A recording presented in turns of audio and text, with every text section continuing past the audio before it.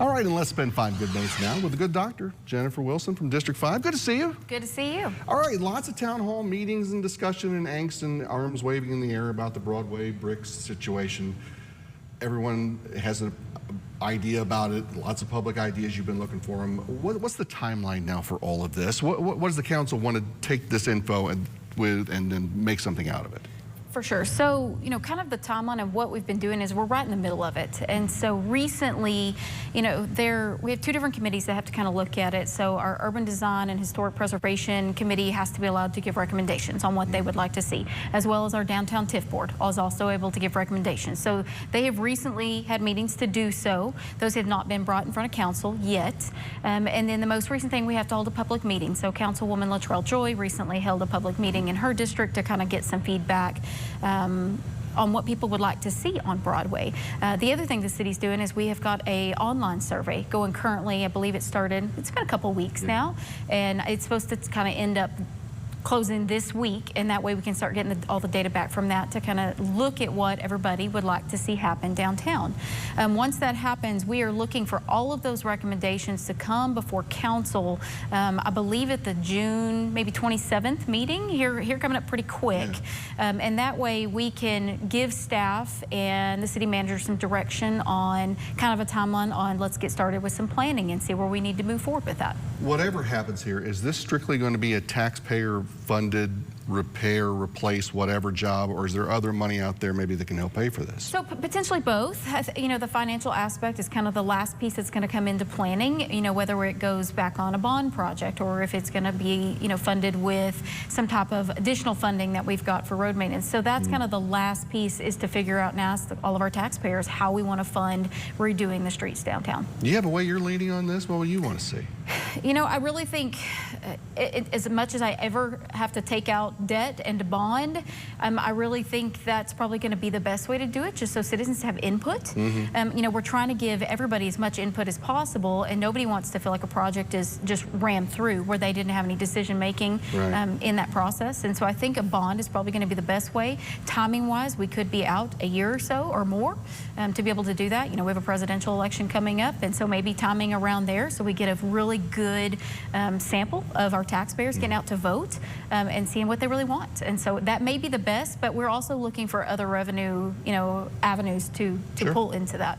We mentioned the Wolford water deal, speaking of revenue, earlier, and what they're paying, which is upwards, I guess, of $1.3 million the first year to send some water their way. Do we have a plan yet for where that money, that $1.3 million plus, is going to go and what's going to be paid for, how it'll be used? So I'm not sure if we have an exact plan where it's going to go. That is revenue that is going to come in. The state requires us to essentially charge equally and equitably across anybody we sell water to, so their rates are not going to be any different than anybody else that has to buy water eventually. But using that revenue, that's a good stream to come in. It may go into the water wastewater account, and so may not be available for something like roads, but it's definitely going to be a revenue that we can look to do things with. Assuming that we stay in the drought conditions, which these days, who knows? But is there a concern by anyone over there that, hey, we're all of a sudden sending water off to other people? So not that concern-wise as of right now. The city has done a wonderful job, and the leadership and the staff, of diversifying Lubbock's water sources. And with the multiple water sources that we currently have, with the future Lake 7 coming on, we have secured water for well over 100 years.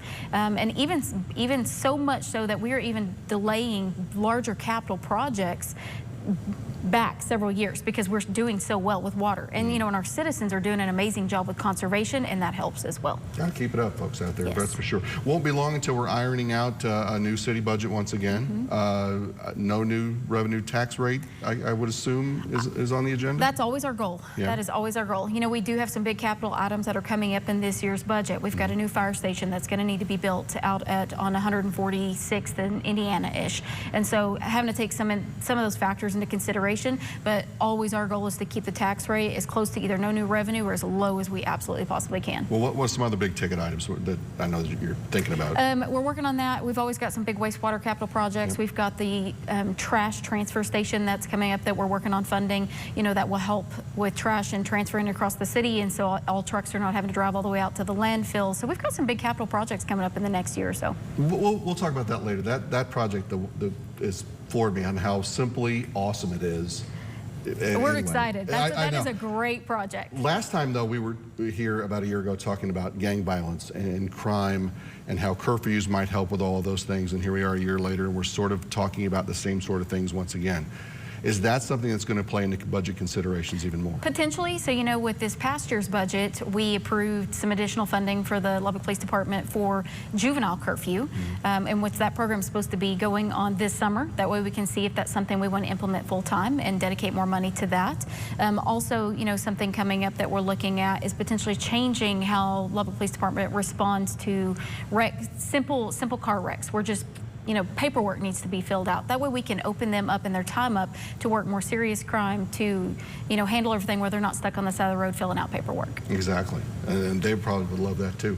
Before we go, that we could talk a lot here about the continuing fight on what plan was better than the other as far as lowering property taxes out of the Capitol in Austin. Do you guys get updates on any of those kind of things, or is there anything you're looking for when watching all that? Because that money goes to what you use to pay for things. Yeah, absolutely. So we do. We've been trying to keep as close an update and watch as we can on what's happened through the legislature session this year.